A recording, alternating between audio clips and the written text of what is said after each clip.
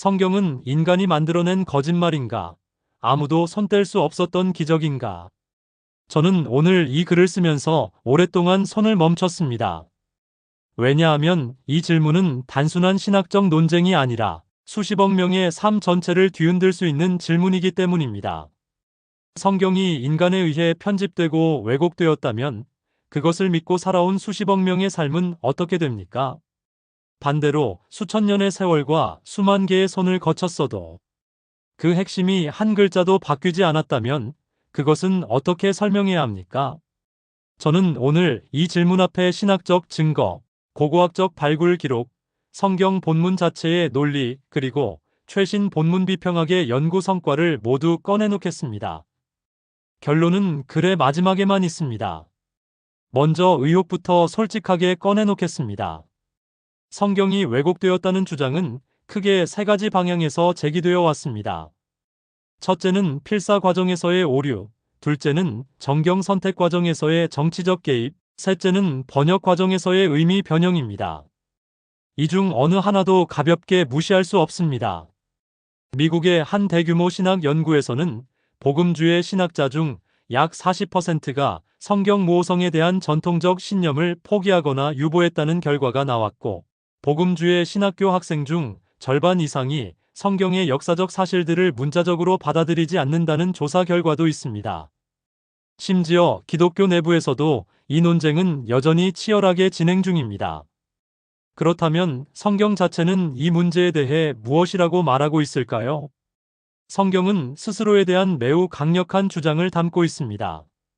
사도 바울은 디모데후서 3장 16절에서 모든 성경은 하나님의 감동으로 된 것으로 교훈과 책망과 바르게 함과 의로 교육하기에 유익하니라고 썼습니다.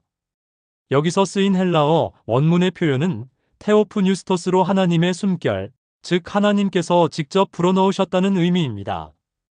단순히 사람이 영감을 받아 쓴 것이 아니라 하나님의 호흡 자체가 글에 담겼다는 강도 높은 주장입니다. 베드로후서 1장 20절과 21절은 이 주장을 더욱 구체적으로 뒷받침합니다.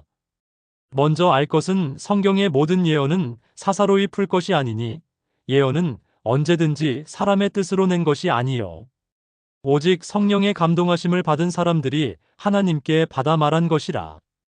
이 구절에서 핵심은 저자들이 자신의 의지나 해석으로 쓴 것이 아니라는 점입니다. 사람이 쓰되 그 방향과 내용은 성령께서 이끄셨다는 것입니다. 이것이 신학에서 말하는 유기적 영감론의 핵심입니다. 하나님께서 저자의 개성, 문체, 경험을 완전히 무시한 것이 아니라 그것들을 사용하시되 진리의 메시지는 정확하게 전달되도록 하셨다는 것입니다. 예수님 자신도 성경의 신뢰성에 대해 매우 분명한 입장을 취하셨습니다. 마태복음 5장 18절에서 예수님은 천지가 없어지기 전에는 율법의 1.1획도 결코 없어지지 아니하고 다 이루리라고 말씀하셨습니다. 여기서 1점은 히브리어에서 가장 작은 글자 요드를 가리키고 1획은 글자의 작은 장식선을 의미합니다.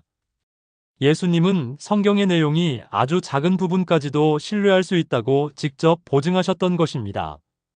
또한 예수님은 성경에 등장하는 역사적 사건들을 실제로 일어난 사실로 인용하셨습니다. 노아의 홍수를 언급하실 때 실제 사건으로 말씀하셨고, 아담과 하와의 창조를 근거로 결혼의 원리를 가르치셨으며, 요나가 물고기 뱃속에 있었던 사건을 자신의 부활을 설명하는 비유로 사용하셨습니다. 예수님에게 구약 성경은 그냥 흘려 읽어야 할 오래된 이야기가 아니었습니다. 정확한 역사적 기록이었습니다. 그렇다면 성경의 이러한 주장을 뒷받침하는 외부 증거는 무엇이 있을까요? 이 지점에서 1947년의 그 사건으로 돌아갑니다. 이스라엘 사해 근처 쿰란 지역. 15살 베두인 목동이 잃어버린 양을 찾다 우연히 동굴을 향해 돌을 던졌고 항아리 깨지는 소리를 들었습니다.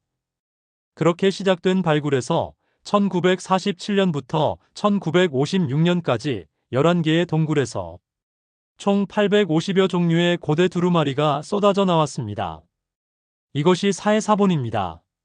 사해사본이 발견되기 전까지 구약 성경에 대해 존재하던 가장 오래된 사본은 기원 후 1008년에 완성된 레닌그라드 사본이었습니다. 구약 성경이 처음 완성된 시점은 기원전 400년경이므로 두 문서 사이에는 1400년의 간격이 있었습니다. 1400년이면 이집트에서 왕조가 여러 번 바뀌고 로마 제국이 흥망하고 유럽에서 중세 전체가 지나갈 수 있는 시간입니다. 그 긴 세월 동안 누군가가 내용을 바꾸었을 가능성은 충분히 제기될 수 있었고 실제로 제기되었습니다.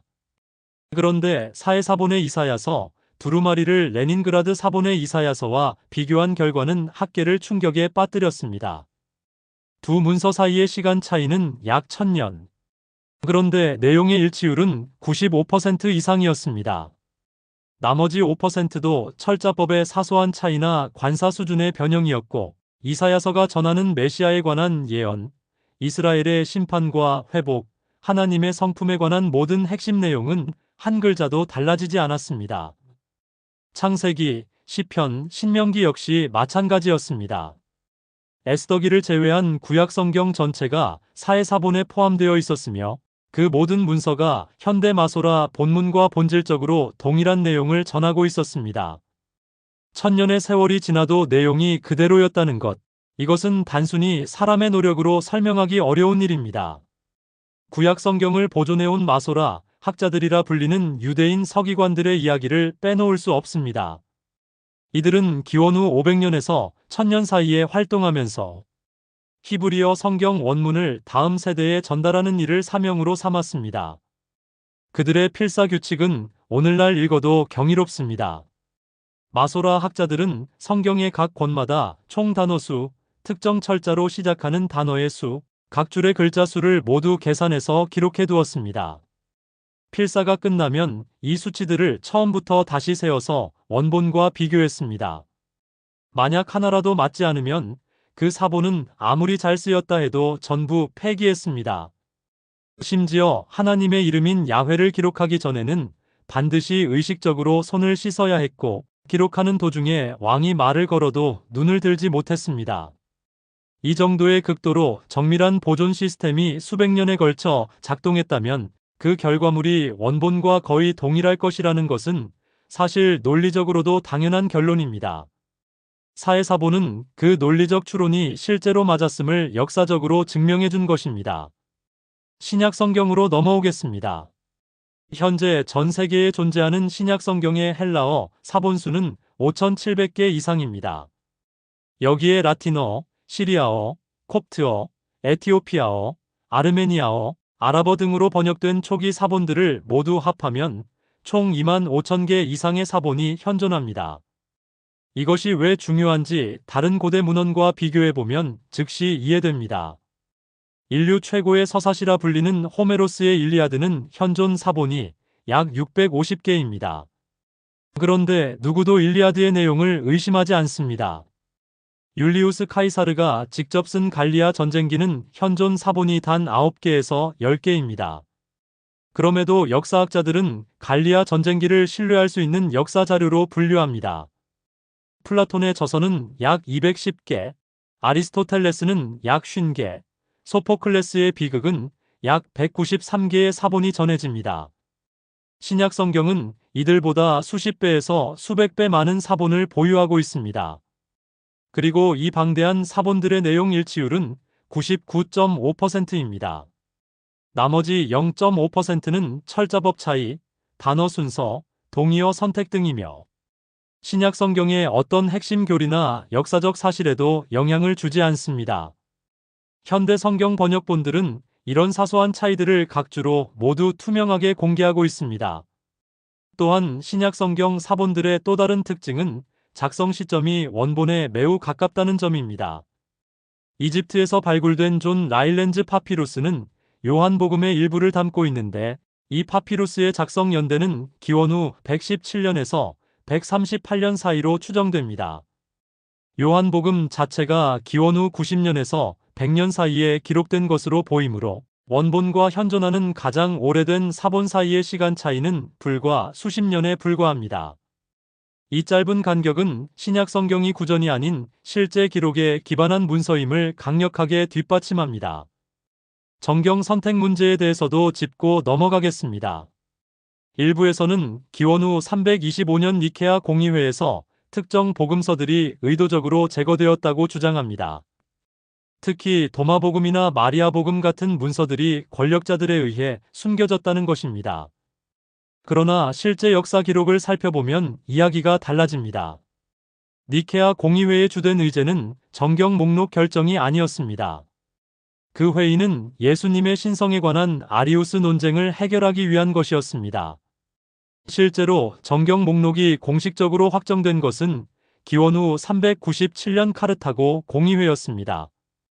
그런데 중요한 것은 그 공의회 이전 수백 년 동안 이미 초대 교회 공동체들이 각 지역에서 독립적으로 같은 문서들을 신뢰할 수 있는 기록으로 사용하고 있었다는 것입니다. 반면 도마복음이나 빌립복음 같은 외경들은 기원 후 2세기에서 4세기 사이에 작성된 것으로 추정됩니다. 이는 예수님의 공생애 이후 적게는 100년, 많게는 300년이나 지난 뒤의 기록입니다.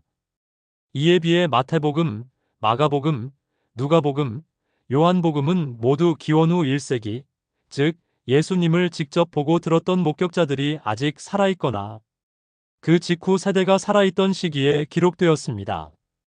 사람이 살아있는 동안 그 사람에 대한 기록을 왜곡하기는 훨씬 어렵습니다. 목격자들이 반박할 수 있기 때문입니다. 또한 성경 자체가 이러한 왜곡에 대한 강력한 경고를 담고 있습니다. 요한계시록 22장 18절과 19절은 내가 이 두루마리의 예언의 말씀을 듣는 모든 자에게 증언하노니 만일 누구든지 이것들 외에 더하면 하나님이 이 두루마리에 기록된 재앙들을 그에게 더하실 것이요 만일 누구든지 이 두루마리의 예언의 말씀에서 제하여 버리면 하나님이 이 두루마리에 기록된 생명나무와 및 거룩한 성의 참여함을 제하여 버리시리라고 기록하고 있습니다. 성경이 처음부터 자신의 내용을 더하거나 빼는 행위에 대한 엄중한 경고를 포함했다는 것은 역설적으로 성경이 그 보존에 대해 매우 강한 의식을 갖고 있었음을 보여줍니다. 이제 한 가지 중요한 사실을 더 짚겠습니다. 성경에는 약 2,500개의 예언이 포함되어 있다고 알려져 있습니다. 그 가운데 이미 성취된 것으로 확인된 예언이 약 2,000개 이상입니다.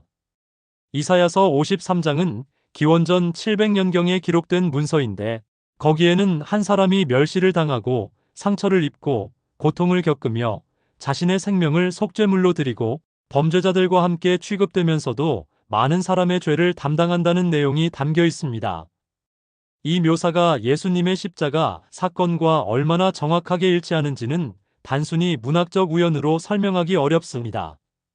이것이 바로 사해사본에서도 그대로 보존된 이사야서 본문입니다.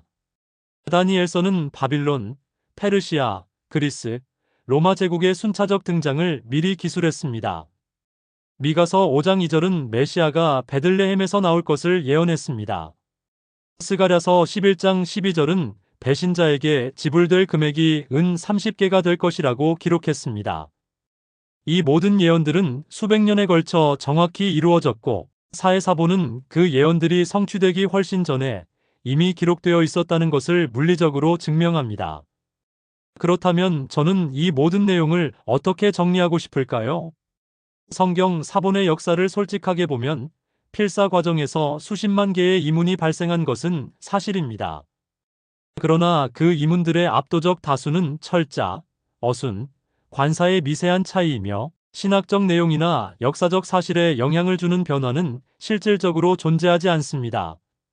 사해사본은 1000년의 시간 간격을 넘어 구약 성경이 거의 그대로 보존되었음을 고고학적으로 입증했습니다. 25,000개 이상의 신약 사본은 어떤 다른 고대 문헌과도 비교할 수 없는 수준으로 원본의 내용을 보존하고 있습니다. 더욱 놀라운 것은 이 보존의 역사가 단순히 인간의 노력만으로 이루어진 것이 아닐 수 있다는 점입니다. 서로 수천 킬로미터 떨어진 지역에서 독립적으로 필사된 사본들이 99.5% 동일한 내용을 담고 있다는 사실, 가장 오래된 예언서가 예언의 대상이 된 사건들이 일어나기 수백 년 전에 이미 기록되어 있었다는 사실, 이 두 가지는 어떤 이론으로도 완전히 설명되지 않습니다. 사막의 항아리 안에서 2000년 넘게 잠들어 있던 두루마리들이 1947년 한 소년의 돌멩이 하나로 세상 밖으로 나왔을 때 그것은 단순한 고고학적 발견이 아니었습니다. 그것은 오랫동안 제기되어 온 의심에 대한 가장 조용하고 가장 강력한 대답이었습니다. 시편 119편 89절은 이렇게 기록하고 있습니다. 여호와여 주의 말씀은 영원히 하늘에 굳게 섰사오며. 이 구절이 쓰인 것은 약 3000년 전입니다. 그리고 그 말씀을 담은 두루마리는 3000년의 세월을 견디며 지금도 그 자리에 있습니다. 이 글이 새로운 시각을 열어주는 데 도움이 되셨다면 구독과 좋아요를 눌러주세요. 성경과 신학, 그리고 역사의 교차점에서 찾아낸 쉽고 깊은 이야기들을 계속 전해드리겠습니다. 알림 설정까지 켜두시면 이런 귀한 내용들을 가장 먼저 만나보실 수 있습니다. 여러분의 댓글과 공유가 저에게는 가장 큰 힘이 됩니다. 다음 이야기에서 다시 뵙겠습니다.